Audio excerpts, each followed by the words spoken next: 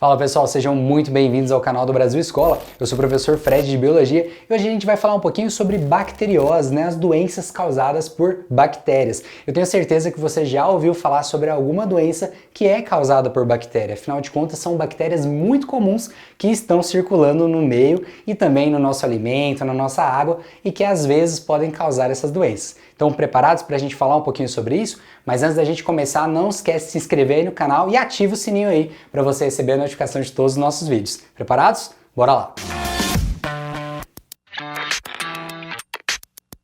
As bacterioses são doenças causadas por bactérias, pessoal. Eu tenho certeza que você já ouviu falar de várias doenças causadas por esses indivíduos, por esses seres vivos.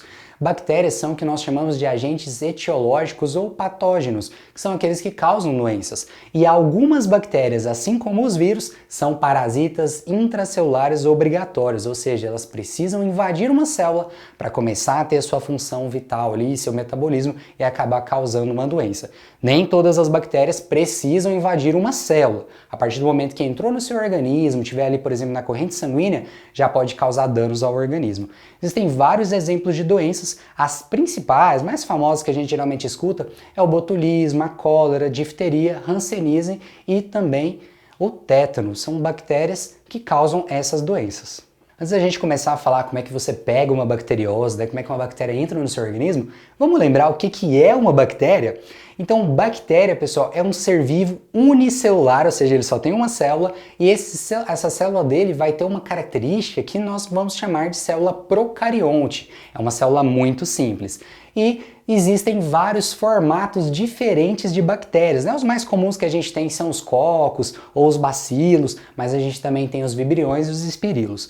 Essas bactérias, elas têm um tipo de reprodução que nós chamamos de reprodução assexuada, ou seja, não vai envolver gametas, você tem um tipo de divisão celular ali responsável por essa reprodução e com isso essas bactérias podem aumentar o seu número muito rápido, é um crescimento exponencial absurdamente rápido.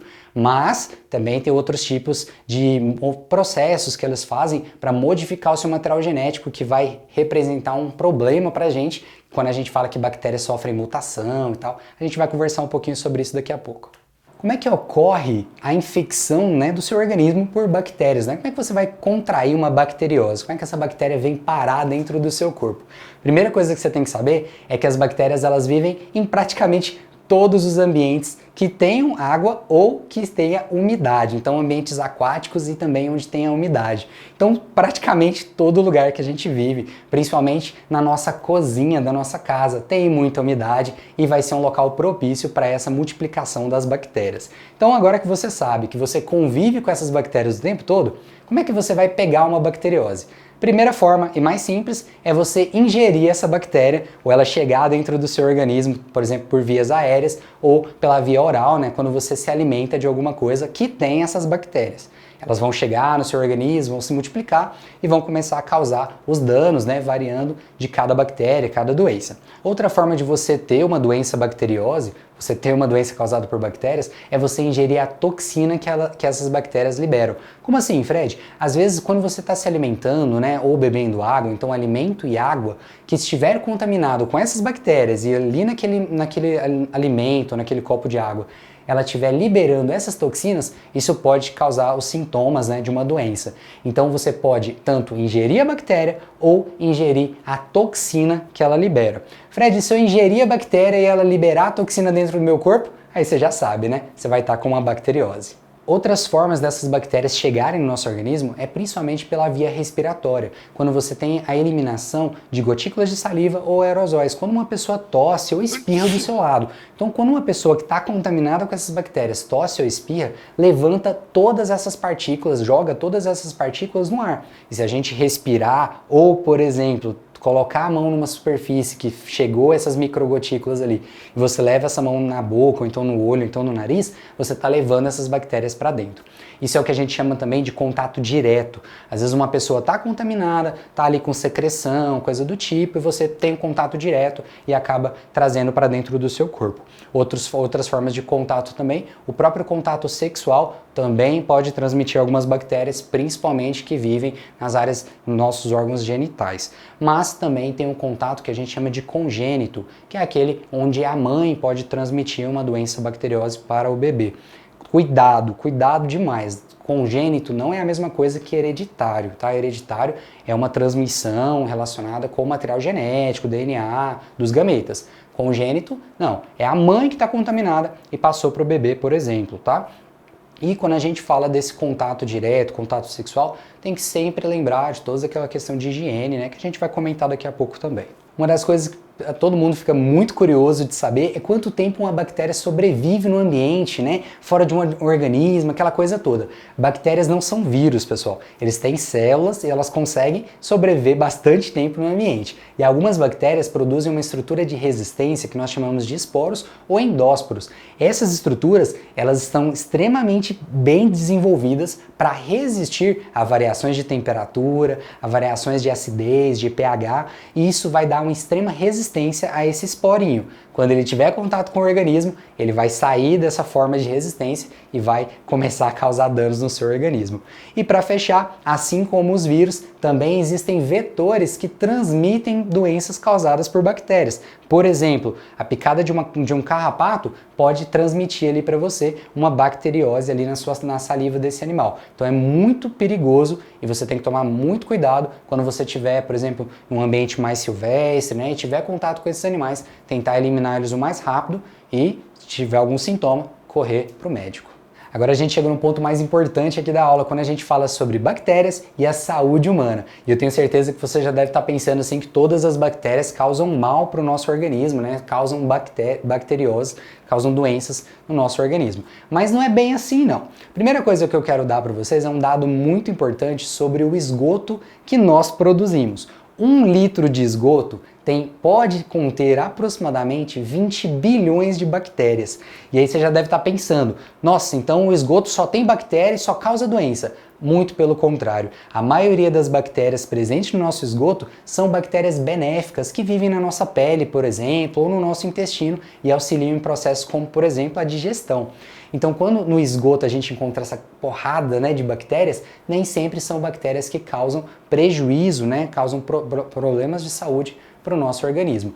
Há algumas bactérias apenas que são patógenas, que causam doenças no nosso corpo. Então, quando a gente olha o grupo imenso das bactérias, só um pequeno grupo causa essas doenças aí. Lógico que são doenças muito importantes que a gente tem que tomar muito cuidado. E, assim como os vírus, essas bactérias, quando elas entram no nosso organismo e começam a causar problemas, começam a causar os sintomas, ativa o nosso sistema imunológico e aí a gente vai ter a resposta imunológica, criar anticorpos contra essas bactérias também. Então, também funcionam assim como qualquer outra doença, estimula uma resposta imune do nosso corpo. E quando a gente fala sobre bacterioses, né, bactérias e a saúde humana, uma coisa que você tem que ficar muito esperto é que bactérias já foram utilizadas como armas biológicas. E para falar a verdade, as mais famosas e as mais eficazes, né, triste falar isso, mas as mais eficazes são causadas por bactérias. Uma delas é o antraz e também a peste bubônica, a chamada peste negra, que era transmitida por uma pulga, né, de um animal, também foi utilizada como armas biológicas. Então, quando você estiver estudando e falar sobre doenças bacteriosas, esses dois podem aparecer e eles também foram utilizados como armas biológicas. Quando a gente fala sobre o tratamento de doenças causadas por bactérias, a gente sempre fala de antibióticos. Antibióticos são medicamentos, né, remédios que a gente utiliza para matar bactérias. O antibiótico mais famoso da história é a penicilina, que foi o primeiro antibiótico a ser descoberto por Alex Fleming. Basicamente, pessoal, esse antibiótico ele é utilizado para matar as bactérias ou para atrapalhar o ciclo de reprodução dela, o que daria tempo para o nosso corpo eliminar essas bactérias dentro do nosso organismo. Uma coisa que vocês têm que ficar muito esperto é que o uso indiscriminado de antibióticos pode causar um problema absurdo tanto para você quanto para todo mundo. Por quê? Você usar um medicamento desse, ele pode desenvolver colônias ou grupos de bactérias que têm resistência a esse medicamento. Por quê? As bactérias têm alta capacidade de mutação, porque elas têm vários mecanismos de modificação do seu material genético. Não é só mutações aleatórias, mas alguns processos como a conjugação, a transdução e também a transformação. São 3 processos em que as bactérias elas misturam o seu material genético com outras bactérias e isso vai modificando o material genético delas e se você está tomando antibióticos, você vai acabar eliminando as bactérias que não têm resistência e aquelas mais fortes que têm a resistência àquele medicamento vão ficar. E se você continuar tomando processos de medicamentos de antibiótico de forma descontrolada, de forma totalmente errada, você vai selecionando as melhores, as mais fortes bactérias, até chegar um momento que nenhum antibiótico vai conseguir tratar essa bactéria. É o que a gente chama de superbactérias. Então toma muito cuidado com a ingestão de antibióticos sem necessidade e sem prescrição médica, né? Para de achar que antibiótico sara tudo, tudo bem? Você não usa antibiótico quando você está com gripe ou quando você está sentindo uma dor nas costas. Antibiótico é para matar doenças causadas por bactérias, para acabar com essas doenças. E para a gente fechar a nossa aulinha de hoje, como é que você faz para evitar uma doença causada por bactérias? A lista é a mesma de qualquer doença, pessoal. Quando você fala de uma doença que a gente já tem vacina, é óbvio que é a vacinação. Mas a sua melhor forma de prevenção é a higiene pessoal, a higiene dos alimentos, né? Lavar bem as mãos, lavar os alimentos antes do preparo, né? Antes de guardar na geladeira, porque não adianta nada guardar um alimento sujo ali e contaminar a geladeira toda. Você tem que tomar cuidado com o tratamento dos doentes, porque se você evita o contato do doente com outras pessoas, a disseminação dessa doença, né, vai ser bem menor. Evitar aglomerações. No caso, como tem algumas bactérias transmitidas via sexual, o uso de preservativos vai ajudar bastante. E você também tem que lembrar de cuidar dos ferimentos, pessoal. Porque a maior porta de entrada do nosso organismo é quando você tem um ferimento na pele ali, um machucado exposto, pode facilitar a entrada de uma bactéria, né, causar uma infecção. E não se esquece também que a gente precisa evitar vetores de transmissão das bactérias, principalmente carrapatos e também pulgas. Tome muito cuidado com isso. E para fechar, como você vive em uma cidade, com certeza você produz muito lixo, lembrar do saneamento básico, né? A coleta de lixo sólido, o afastamento de esgoto e o tratamento de água são muito importantes para diminuir a incidência dessas doenças na nossa população. Pessoal, espero que você tenha gostado desse vídeo. A gente fala um pouquinho sobre, de forma geral, né, o que é uma doença causada por bactérias, né, qual o problema lá dos antibióticos e como você pode prevenir a maioria delas. Se você curtiu essa aulinha, deixa o like, não esquece de se inscrever aí no canal se você não é inscrito. Todo o material dessa aula para você continuar estudando está na descrição. Qualquer dúvida ou sugestão, deixa aí nos comentários. Até a próxima, tchau!